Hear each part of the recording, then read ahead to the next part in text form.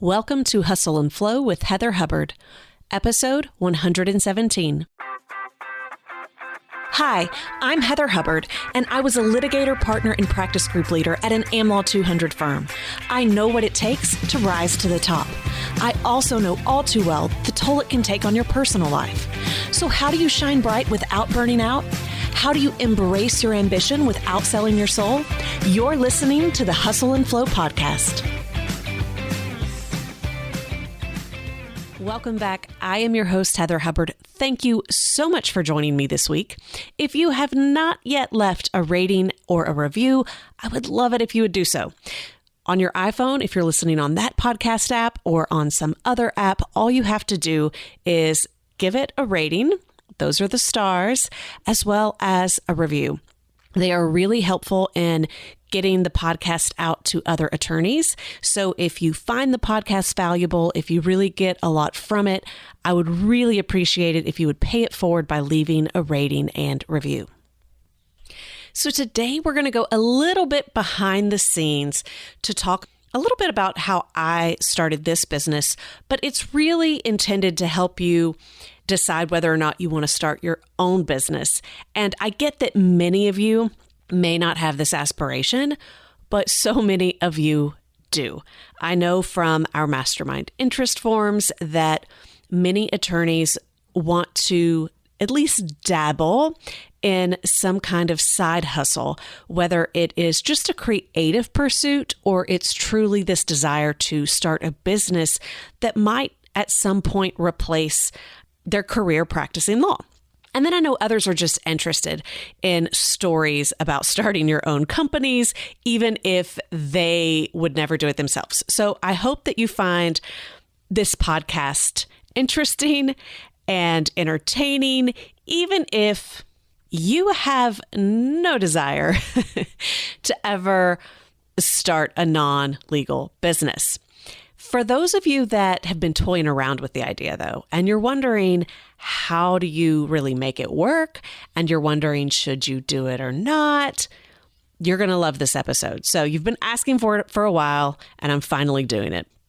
Before we get to that, though, I do want to mention the masterminds because I know I just referenced the interest form, and it kind of relates to the way my company is growing. And that is really, really exciting news. We are going to be bringing in some amazing attorneys to really help lead our masterminds. And I kind of have my short list as to who I think would be amazing.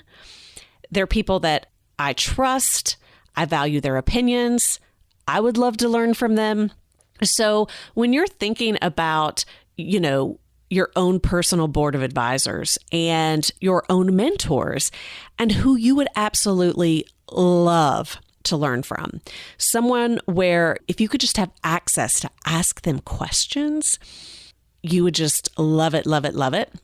That's who I'm looking for. Now, it can be a coach or consultant, but it can be a practicing attorney because the time commitment for them, it's not going to be that much. So they technically could be a partner, a solo attorney with a great business or, even like a GC. So if there's someone that you think would be amazing and you'd love to learn from them, please reach out and let me know. You can always reach out on social media, whether it's in a comment or it's direct message. You can also email our team, support@heatherjoyhubbard.com. You can also post, a comment on the blog, whatever is easiest for you. But I want to hear from you. I want to know who you would love to see us bring in to help support the masterminds. And we're putting together our next groups. They start in July. So if you want to be considered for that, and it's going to be a lot broader than what we have been doing. I know we've been focused on big law partners and solo attorneys. This one is going to be, like I said, much, much broader. So super excited to bring that to you. But we're going to the interest forms first. That's how we're going to try to curate them. So if you don't yet have your name on that interest form, make sure you do so. And you can do that at legalmasterminds.com. Okay, let's talk about starting a non-legal business. So I get lots of questions, and that's really what I'm going to do on this episode. I'm going to answer the questions that I get asked all the time.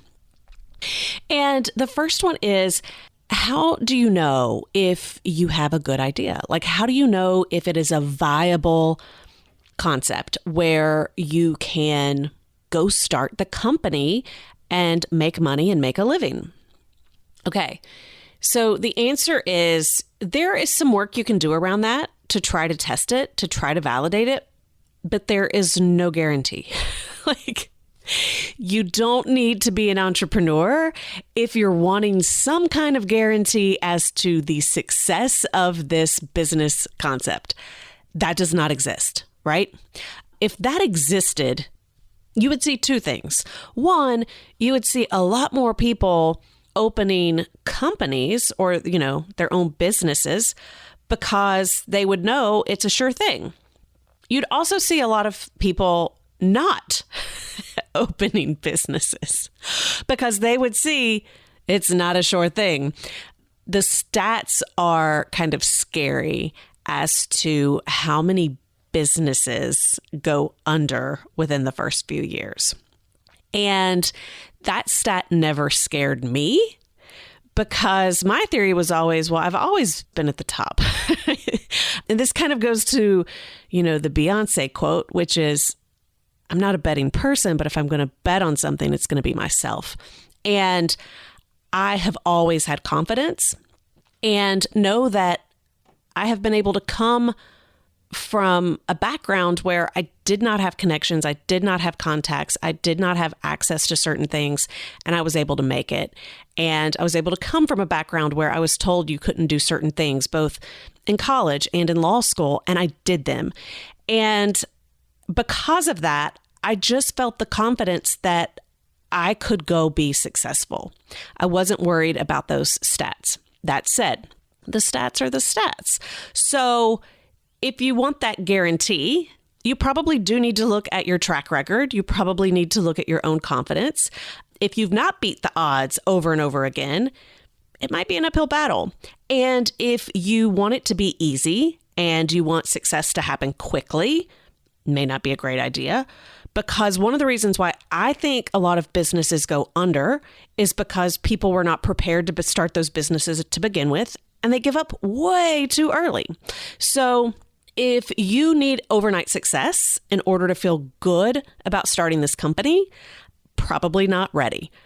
But if you do have a good track record, and I think a lot of attorneys do, so you probably do, and you do believe in yourself, you have a lot of confidence in yourself, and you know that you are going to work your butt off to figure it out and to make it work and to pound the pavement, to be scrappy, to ask for help, to do all the things, then it will probably succeed. Overnight, probably not. Okay, so that said, there are a ton of books and podcasts and online courses around testing and validating an idea. Some that are very, scientific, heavy on research. You can really dig into like a true MBA style, course around will this work, to more casual conversational, here's how I made it work for me kind of books out there. There are so many of them. Feel free to Google and go find them and just start reading and just keep looking at who they're referring to and then go read that. Okay? Which kind of leads me to the next piece, which is the question, how did you know what to do? How did you get started? Okay. I mean, again, similar to growing up without knowing any lawyers, I didn't really know any business owners either. It's not like my circle of friends includes business owners. My circle of friends tend to be lawyers. We're very risk averse. So I didn't have that connection. I didn't have that network or even someone that I could look to see how they had done it before. So, I did what I always do, which is just be resourceful. And I think if you want to start a company, you need to have that personality. You've got to be resourceful and scrappy and willing to just go figure it out, right? So no excuses, no whining, no complaining that you just can't figure it out. You just go do it, right? And it's funny because, and my mind works pretty fast. So to be able to explain each and every step I took would be really hard because it wasn't necessarily linear. That's kind of how I do research. I just start following, the clues and keep going wherever it takes me, whatever makes sense in that moment. So I kind of had an idea as to what I wanted my business to look like. I didn't really know others who had a business like that.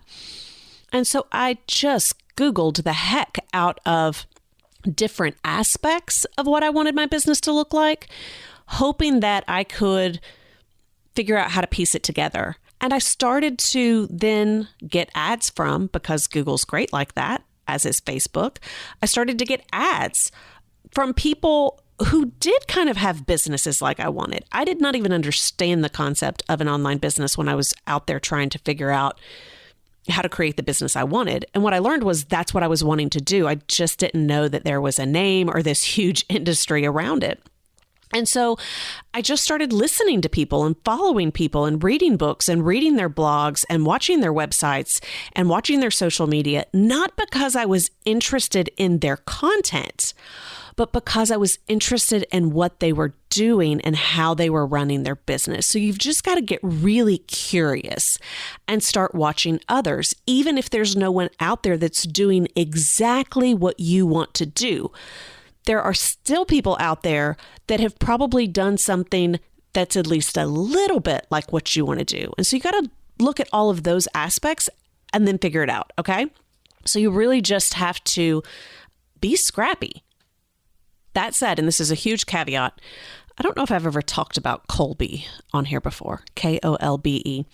The Kolbe Index tells you different things about how you tackle problems. And one of the areas is what's called a quick start. And not always, but a lot of entrepreneurs, they score really high on quick start. And I do. I score an 8 out of 10 on a quick start. So what that means is I am willing to test and implement, and I'm going to put fail in quotation marks because in my mind, it's not really failing.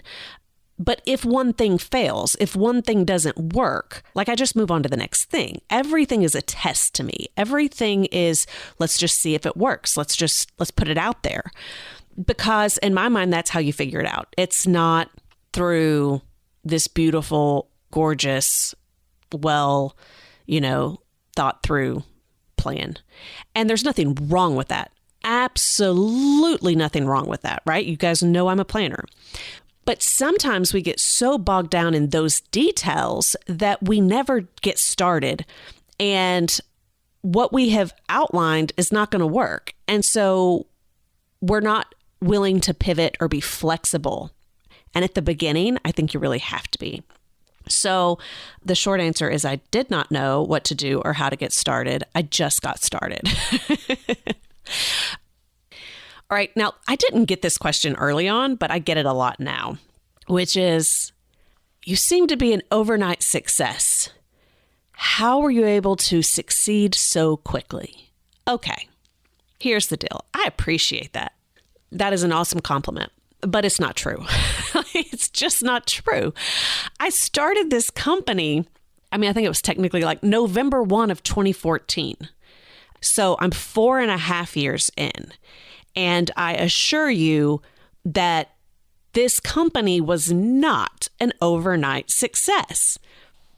There were many times when I was really, really frustrated with how fast it was growing. And the thing is, like from a numbers perspective, if you want to look year over year, how it's growing, most people will say like, that's amazing growth, right? But I am a lawyer. I came from a certain income level. I have certain expectations, and it wasn't as fast as I wanted it to be, right? Maybe if that first year I had really great results and then, every year after I was like doubling, then yeah, I would absolutely be behind that. But it didn't. It was a slow start. And I think that's something that people overlook. I've definitely listened to so many interviews with really successful, people that are on Forbes, right? The Forbes list that are so successful, but all we see is the success. We don't see all of the hard work and just agony and defeat and failure that people went through before they got to their success. Even companies failed, right? There are so many entrepreneurs out there that will tell you they went through bankruptcy. They lost everything and they started over, oftentimes more than once. So when you look and see someone's success, it's probably not an overnight success. That does not mean that doesn't happen, but you're probably not seeing the full picture. And I think it's really important for people to know that, because I have some people who tell me, I've seen how successful you've been, and that's really encouraged me to believe that I can do it too. And here's the thing, you can do it too. And I want you to believe in yourself, but I also want you to be realistic about how long it might take. And if you can short circuit that, that is amazing. But if you're only seeing what I've done in the last year or two, and you're not seeing the first 2 years, then I want to just make sure that you've got that full perspective. I made a ton of sacrifices in order to get this business where it is. And again, I think that's a hallmark of an entrepreneur. And if you are in any way wondering, like, do I do this? Do I not do this? If you're not willing to make those sacrifices, probably not. And again, that goes back to what I was saying at the beginning of so many businesses go under within their first few years. And in many ways, I think it's simply because people didn't think it would be as hard as it is. And they just walk away from it because they're too scared and they're not willing to find out whether it will work, right? That said, I am very grateful for how fast my business did grow.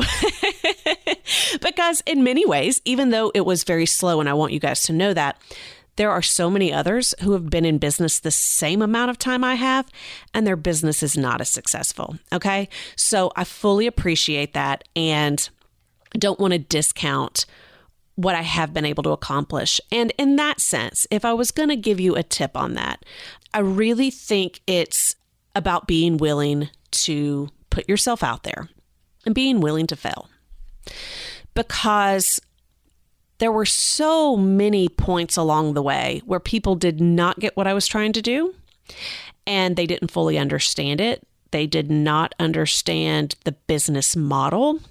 They did not agree with the way I was approaching things. And being willing to go on social media, to do videos, to get on a podcast, to really say what you're thinking, knowing that anyone can listen in.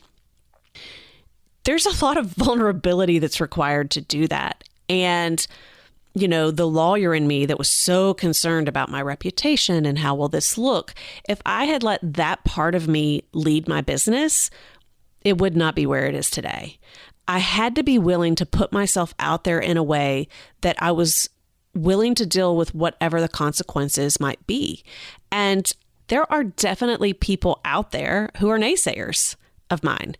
And I have trolls on the internet, and I get some not so nice messages.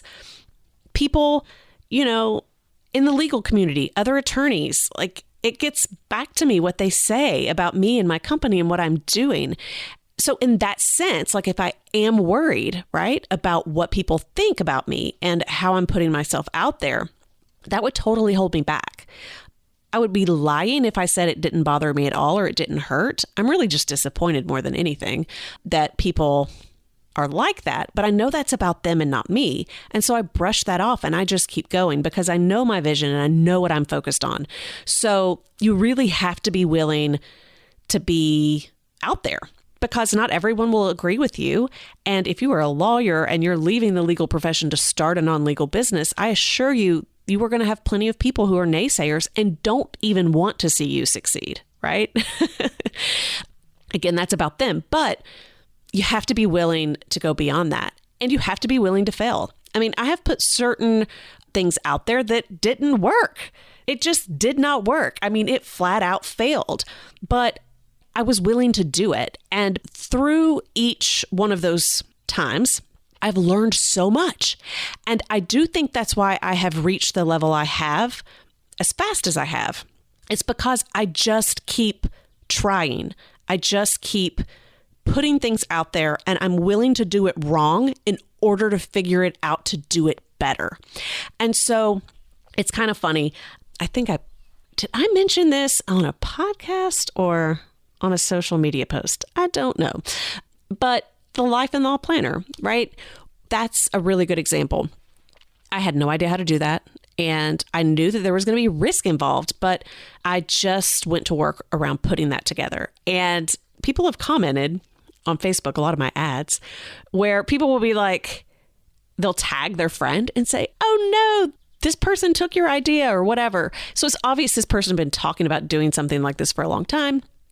And the only difference is while they were talking about it and maybe even coming up with plans, I was just doing it. I was just doing it. And if I wanted to get something perfect before I put it out there, I would still be stuck in like the first or second year of my business because I would be putting things out there, trying to figure out why they're not working. It would basically what I'm saying is if I didn't just put stuff out there, right, in the record speed that I have been, where I'm willing to say if this works, it does. If it doesn't, it doesn't. And instead I got it all packaged up pretty and did it in the perfect quotation marks way, like I would be maybe 1/3 into what all I've done. And so I can go back to where I was, a third in, and that's where I would be today. So just being willing to fail and put yourself out there is really, I think, how you achieve success. Okay, so that transitions to the next question, which is, so how do I know if it's working? How do I know if it's like working enough that I can quit my job and go do this full time?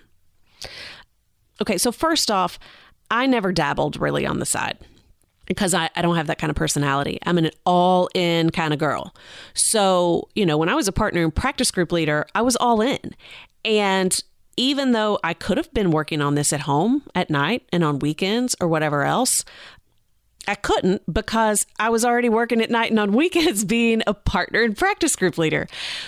Because even though I knew I was wanting to transition out of that, while I was in it, I was 100% in it. That's just how I am.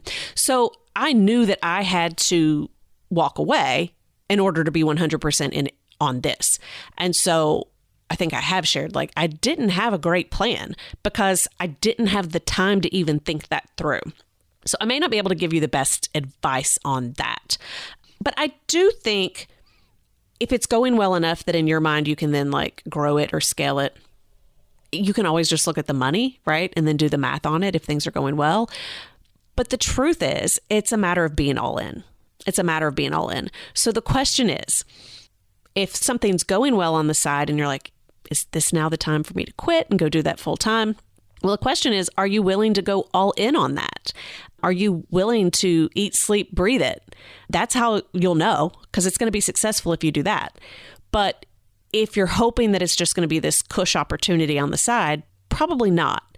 And again, there are some rare exceptions, although I will tell you a lot of the businesses who even portray that they've got all this passive income and whatever else, it's not really, the money they spend is insane. So their profit margins aren't that great. And they work their butts off on marketing and everything else. So if the concept is this will be easier than practicing law, probably not, especially if you're wanting to make the same income or more. All right. Which brings me to money. A lot of people ask how I got comfortable with, leaving a job that paid extremely well to starting a company. And I think a lot of people assume that I immediately just started making the same amount of money. And that goes back to this was not an overnight success. And I never expected it to be. I certainly had hoped that the first year or two would have been better than it was, but I knew it was going to take time to build and to grow. So I slashed so much of my spending. Well, first things, we saved, and at this point, it's been so long, I don't even know. I feel like we saved 6 to 12 months of my, basically so that I knew I would have that. And the thing is, it wasn't like I was going to be paying myself the same as I did before. So it was just that we had that 6 to 12 months of paychecks in savings, knowing that it would last longer than that. So I highly recommend that you have savings in place because one, not only is it going to probably not be an overnight success, but two, I think a lot of us underestimate the amount of money that is required to actually run a business. And even in law firms, like when we have overhead and things like that, and we see the numbers, I don't think we fully appreciate it. And when it's fully coming out of your pocket, it's different. And solos have a better concept of this than others. But depending on your business and your model, it really does take a lot to not only keep the lights on, but to truly grow. It depends on the kind of business you want, right? So if you're just wanting to kind of have this hobby, freelancer type stuff, that's fine.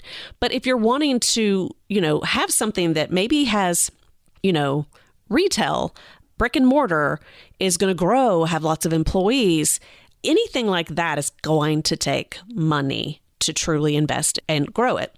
So when I was walking away from that, I had to have a burning desire to come do this. Otherwise, the golden handcuffs are always going to keep you stuck. And I genuinely believed that I could build it in a way that it would eventually be bigger and more lucrative than what I could do in a law firm. So I'm trying to think, that first year, we slashed, everything. And we had a very cush life. Most people don't recognize those sacrifices. We literally went back to, except for our house, because we had a huge mortgage and neither one of us wanted to leave the house. We almost went back to our college days where we were on a crazy budget and we were, eating out. We were looking at things like cable and cell phones, things that we just hadn't thought about in forever. And we simply were crazy strict about where we were spending money so that we could continue to have the savings and so that I could continue to take the money that I was receiving for the business and keep reinvesting it in the business. And again, I just think a lot of people don't see that part. And if you don't have money saved up and you're not willing to forego all of your luxuries to make the dream come true, probably not a good idea to go start that company. Now, you can certainly get investors, depending on the type of company that you're wanting to start. You can get loans, you can get things like that. But the truth is, if you want to maintain your current salary while doing that on the side, you still have to know you have to be able to perform and deliver, or the bank or your investors or anyone else, they're going to start to question things. So you're going to have stress, right? So whether you are slashing your expenses and your lifestyle at the beginning, or if you're then dealing with the stress of how am I going to pay this stuff back? And the company is not performing at the level it should be. And I've got these investors down my throat.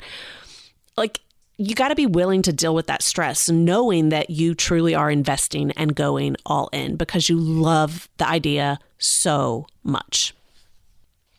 I work nonstop, but I absolutely love what I do. I love being a business owner. I love being an entrepreneur.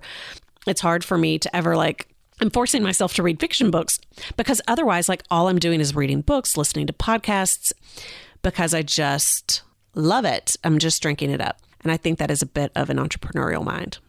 But again, depending on your expectations and your business model, it doesn't mean you have to do that to be successful. It's just if you're trying to guarantee success or make sure that you're in a position where you can quit your job, just know that the more you hustle, the more successful it is going to be. And then last, people tend to ask me how do you develop your strategies? How do you know what strategies to follow?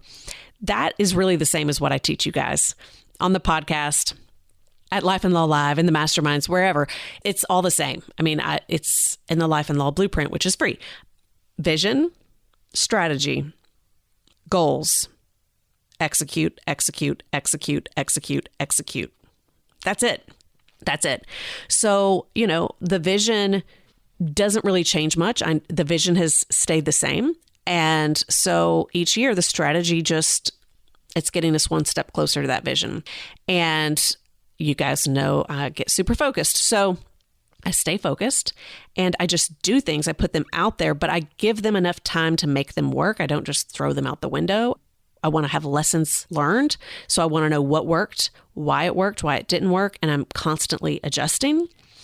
But I'm really, really putting in the work on any given project that I'm doing so that it's going to be set up in a way where I know whether the strategy is working or not. And that's what we just keep tweaking, but we're moving towards that vision. And that's what keeps me going. That's what makes it all worthwhile. So if you have a business idea or like you're wanting to write the book or whatever it is, you just have to be willing to go all in. You have to be willing to make the sacrifices, and you have to love that idea more than the safety and the comfortableness of remaining in the position you're in now. So I hope that's been helpful. And like I said, I don't want it to be like dim and grim, and I don't want to discourage people, but I do think that it's best to go in it with your eyes wide open as opposed to being a bit disillusioned as to what it's going to look like. That said, it's the best thing I've ever done. And if you are listening to this and you're like, yeah, I'm still all in, then go for it. You're cut out for it. You're going to be amazing. Okay, that's it for this episode. Have a great week. I am super excited to announce that the Life and Law Planner is officially here. It is more than just a calendar. It is a full planning system. If you want to take back your days, your weeks, your months, and your year, order your planner now. It will completely change your life and help you accomplish your biggest goals. There's only a limited quantity available, so go to lifeandlawplanner.com and order yours today.